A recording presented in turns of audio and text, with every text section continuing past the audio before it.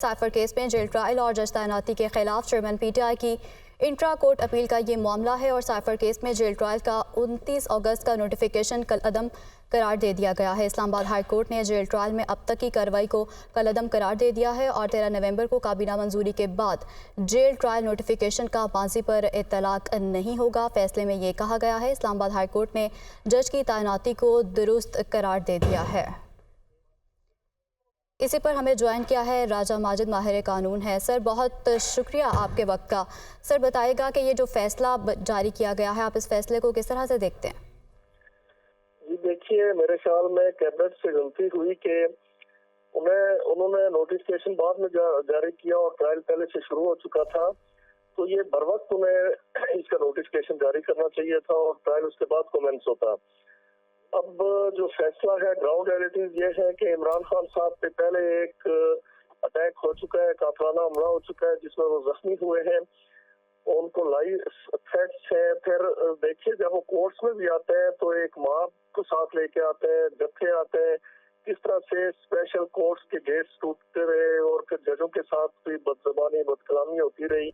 इस सारी सूरत हाल से बचने के लिए जेल ट्रायल का एहतमाम किया गया था, लेकिन शायद गवर्नमेंट से गलती हुई कि वो वक्त पे उसे नोटिफाई नहीं कर सके और कोर्ट ने ये कहा कि उसका रिट्रोस्पेक्टिव इफेक्ट नहीं हो सकता, यानी मौसर बा माजी ये नोटिफिकेशन नहीं होगा बल्कि इसका इतलाक मुस्तकबिल पे हो सकता है।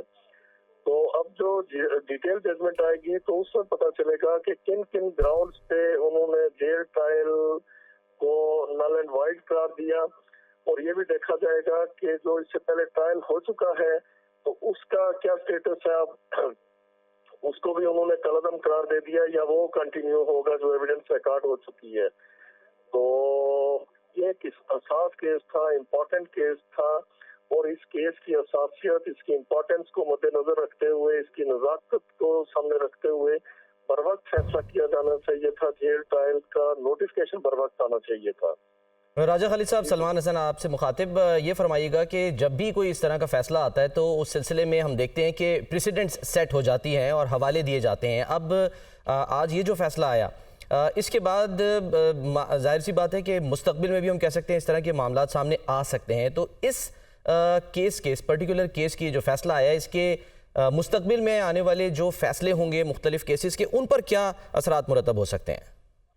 ना, अगर आप जो इसकी लीगल फॉर्मेलिटीज वो पूरी करके, इसकी जो रिक्वायरमेंट्स है वो पूरी करके तो फिर जेल ट्रायल करते हैं, तो मेरे ख्याल में इससे पहले भी जेल ट्रायल्स होते रहे, तो ऐसा नहीं होता कि सारे जेल ट्रायल्स को बिल्कुल नल एंड वाइड करार दिया जाए और सारे नोटिफिकेशन को रद्द कर दिया जाए, उन्हें कलअदम करार दे दिया जाए। ये हम खुद इस तरह के लैकुनास, लूप होल छोड़ देते हैं जिसका फिर नुकसान होता है।